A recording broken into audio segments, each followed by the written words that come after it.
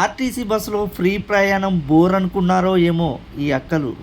ఖాళీగా ఉండడం ఎందుకంటూ ఇంటి నుంచి తెచ్చుకున్న ఎల్లిపాయ పొట్టు తీసుకుంటూ కాలక్షేపంగా ప్రయాణం చేస్తున్నారు. కాలక్షేప ప్రయాణం అయితే ఒకవైపు ఉంటే, తోటి అమ్మలక్కలైతే నవ్వుకుంటూ వారి పనితీరును ఆశ్చర్యం గురవుతున్నారు.